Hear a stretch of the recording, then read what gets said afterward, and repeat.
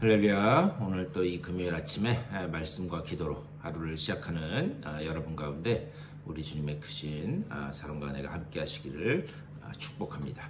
우리 시간 다 같이 찬송하면서 나가실 텐데요. 찬송 419장 통합찬송가는 478장입니다.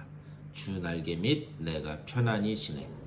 우리 새 찬송가는 419장, 통합찬송가는 478장입니다. 우리 다 같이 찬양하시겠습니다.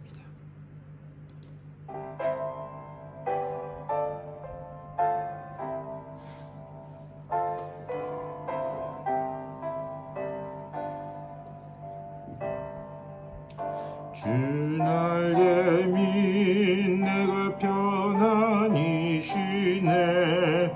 밤 깊고 비바람 불어쳐도 아버지께서 날 지켜주시니 거기서 편안히 쉬리로다. 주 날개 및 평안하다. 그 사랑 끊을 자니뇨. 주 날개 및 내 쉬는 영원히 거기서 살리. 주 날개 및 나의 피난처 되니 거기서 쉬기를 원하노로. 세상이 나를 위로치 못하나 거기서 평화를 누리리라. 주 날개 및 평안하다. 그 사랑 끊을 자니뇨. 주 날개 및 내 쉬는 영원히 거기서 살리. 주 날개 및 참된 기쁨이 있네.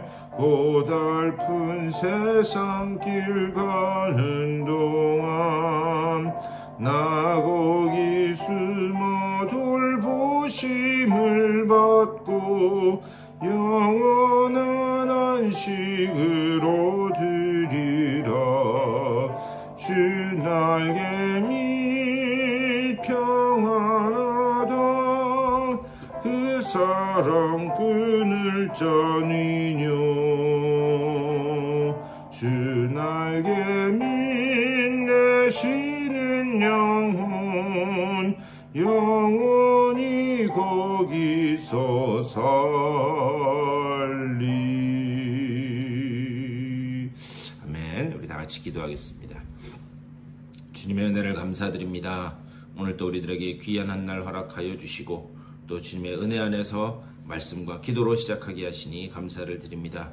오직 주님의 그 은혜의 품 안으로 피하는 우리들 되게 하여 주시고 또한 그 주님의 은혜의 품에 안겨 하나님께서 지키시고 보호하시는 것을 맛보고 또한 그 품 안에서 하나님을 영화롭게 하는 하나님 앞에 영광 올려드리는 복된 자녀들의 삶이 다 될 수 있도록 인도하여 주시옵소서.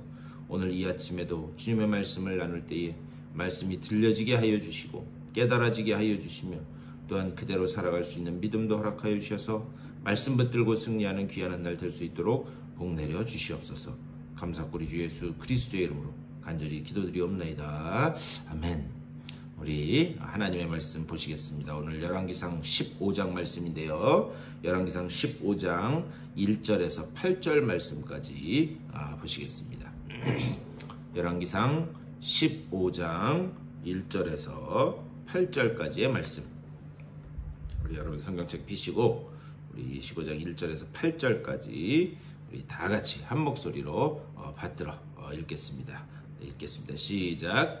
느밧의 아들 여로보암 왕 18째 해에 아비암이 유다 왕이 되고 예루살렘에서 3년 동안 다스리니라. 그의 어머니의 이름은 마아가요 아비살롬의 딸이더라.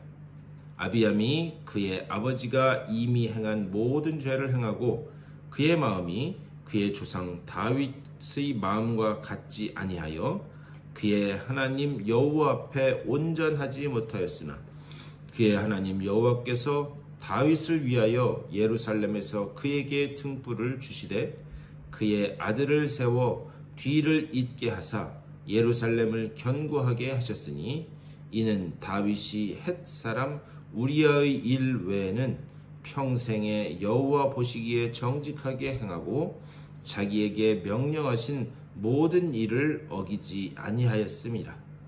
르호보암과 여로보암 사이에 사는 날 동안 전쟁이 있었더니 아비암과 여로보암 사이에도 전쟁이 있으니라.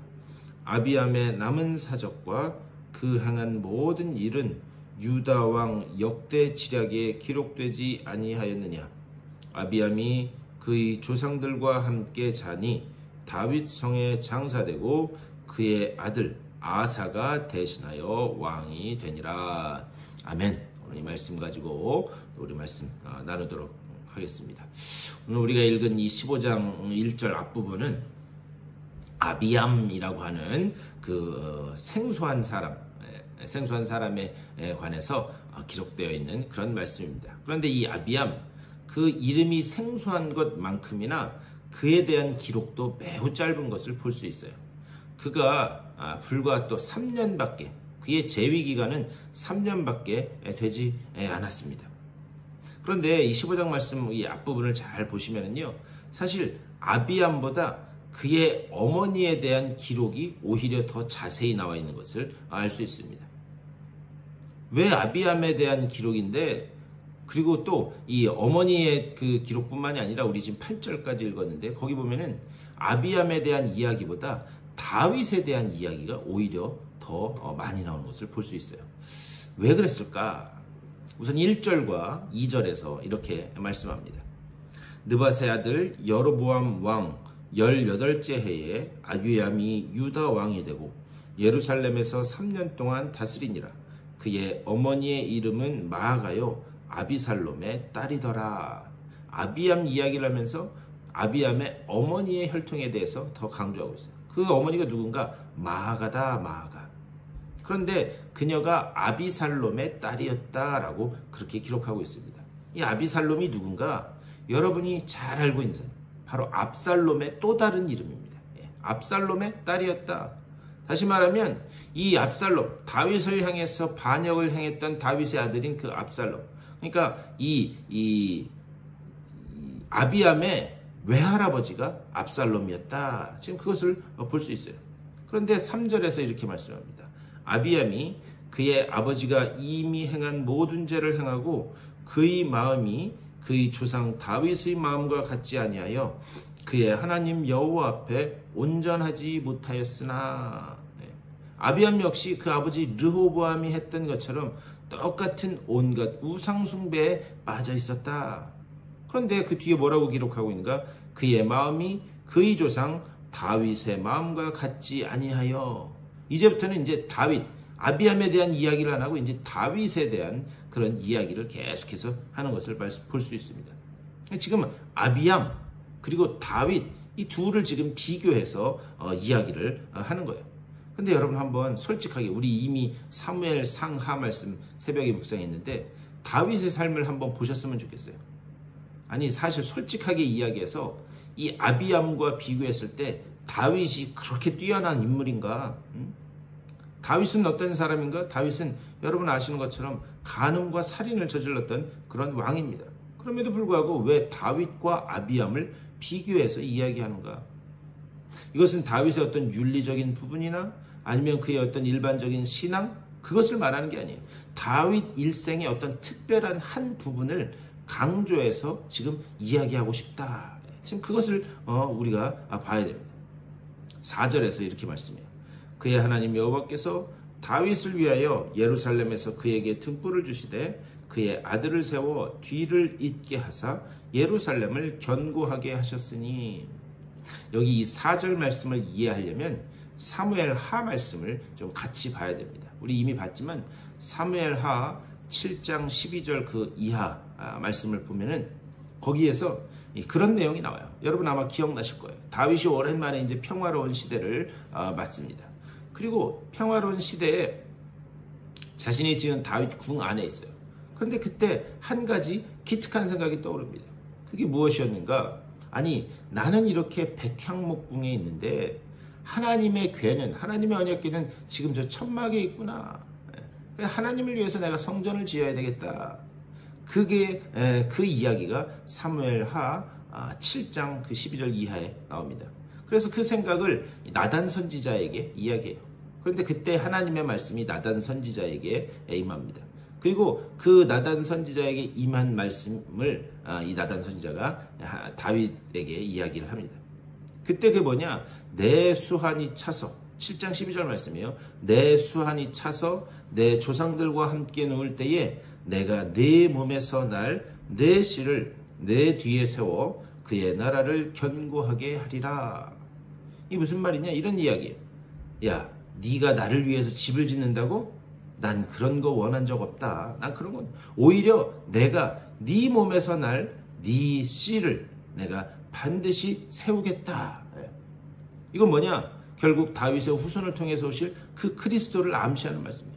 내가 너의 집을 세우겠다. 그것을 지금 말씀하고 있습니다. 그런데 사무엘하 7장 14절 거기에서 이렇게 말씀해요.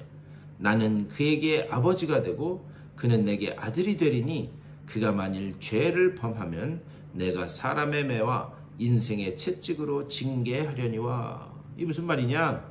다윗의 후손으로 그리스도가 오셔야 하는데, 그런데 다윗의 뒤를 이어서 계속 일어날 그 후손인 왕들, 그 왕들이 죄를 범하면 내가 사람의 매, 인생의 채찍으로 내가 징계하겠다. 근데 반드시 징계해서라도 그 후손으로 그리스도가 오게 내가 반드시 그렇게 만들겠다. 그렇게 말씀하는 거예요. 그런데 여기서 징계한다. 여러분 히브리서에 하나님이 받으시는 아들마다 징계하시나니 징계가 없으면 사생자요 참 아들이 아니니라. 그렇게 말씀해요. 그러니까 내 아들이니까 징계, 내 아들이 아니면 징계할 필요도 없는데 내 아들이니까 내가 징계하겠다. 그런데 여기서 징계라고 하는 말이 어떤 형벌의 개념이 아닙니다. 이 징계는 뭐냐? 파이데이안. 무슨 뜻이냐? 아들을 만들어 간다라는 뜻. 아들을 만들어 간다.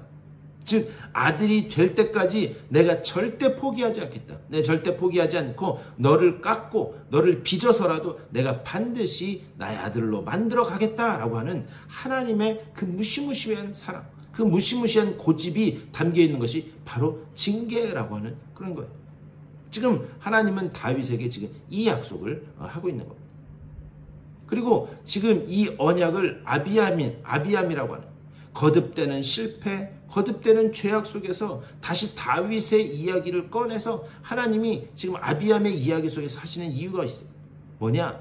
네가 그렇게 실패하고 넘어질지라도 나는 절대 너를 포기하지 않겠다. 하나님의 그 사랑을 말씀하고 싶은 거예요. 그런데 5절. 자, 우리 오늘 본문으로 들어와서 오늘 본문의 5절 말씀.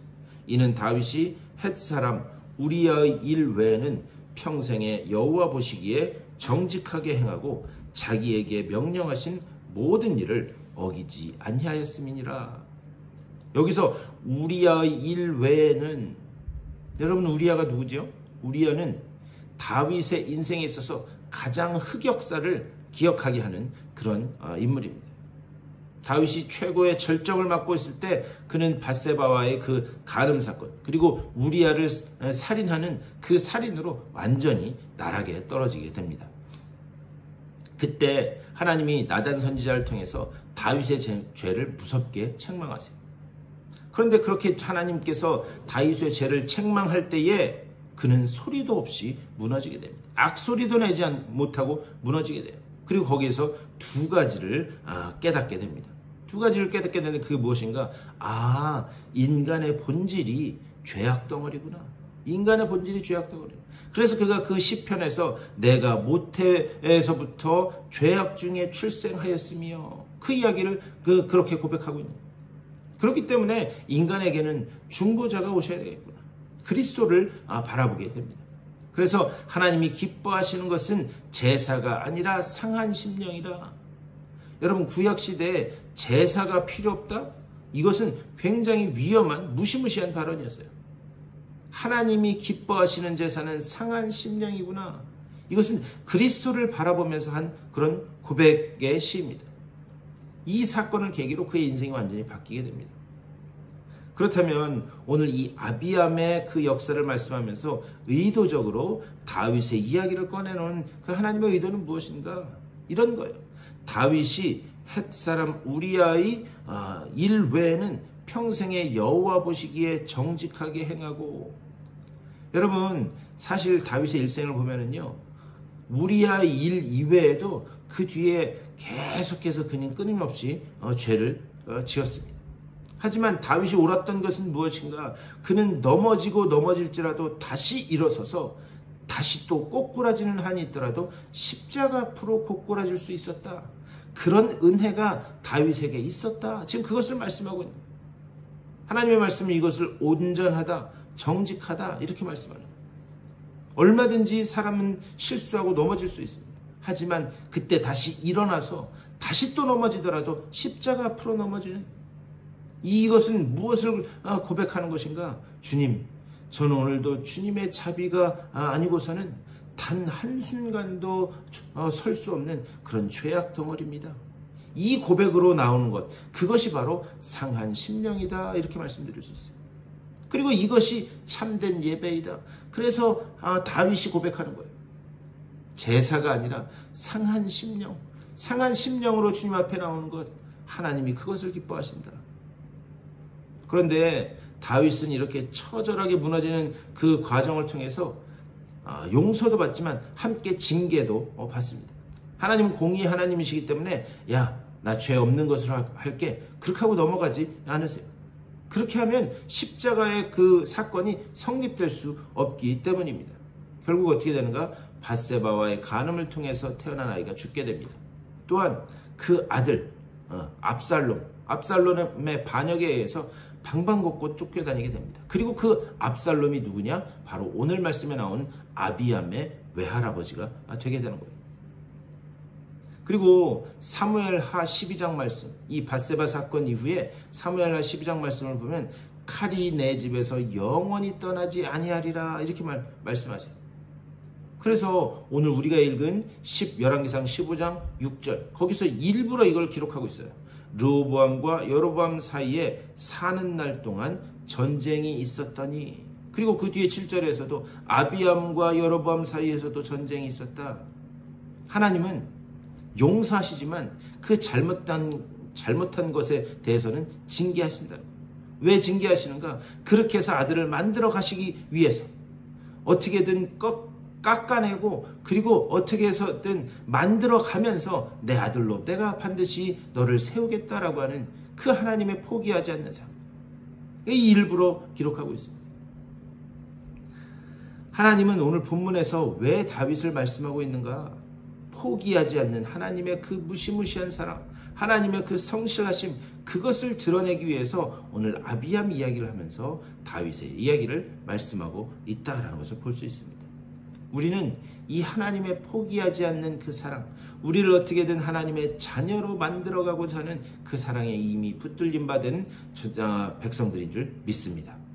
다시 넘어지더라도 십자가 앞에 넘어짐으로 하나님의 은혜가 아니고서는 난 단 한순간도 설 수 없는 존재입니다. 이 고백이 여러분들의 삶 가운데 계속해서 고백되실 수 있게 되기를 주님의 이름으로 간절히 축원합니다. 오늘도 이 말씀 생각하면서 기도하실 때에 하나님, 내가 넘어지더라도 십자가 앞으로, 또 내가 하나님의 이 포기하지 않는 사랑에 붙들림 받은 그런 존재이오니 이제부터는 주님만 바라보고 나아가는 내가 되게 하여 주시옵소서. 기도하시고 교회를 위해서, 또 아픈 분들을 위해서 여러분들의 개인적인 기도의 제목들을 놓고 기도하신 후에 삶의 자리로 돌아가시도록 하겠습니다. 우리 다 같이 기도하겠습니다. 우리 주님의 크신 사랑과 은혜를 감사드립니다. 아버지, 오늘 이 아침에도 주님 불러주시사 아버지여 기도하며 하루를 시작하게 하시니 감사를 드립니다. 주여 우리들이 아버지 정말 언제 어디서든지 아버지의 십자가를 향하여 서 있을 수 있도록 인도하여 주시옵소서. 넘어지더라도 다시 십자가 앞으로 아버지 정말 그 십자가에 우리의 시선을 고정하고 아버지 정말 그 주님의 십자가의 은혜에 붙들림 받은 존재임을 아버지와 깨닫고 감사함으로 나아가는 우리 모두가 될 수 있도록 주여 인도하여 주시옵소서. 그 은혜와 사랑이 있었기에 오늘 우리가 주의 자녀 되었고 아버지와 주님 앞으로 나올 수 있었음을 고백하면서 주님의 은혜가 아니고서는 난 단상 순간도 설 수 없는 죄덩어리입니다. 아버지 이것이 온전히 고백되어지는 아버지 저들의 삶이 될 수 있도록 주여 인도하여 주시옵소서.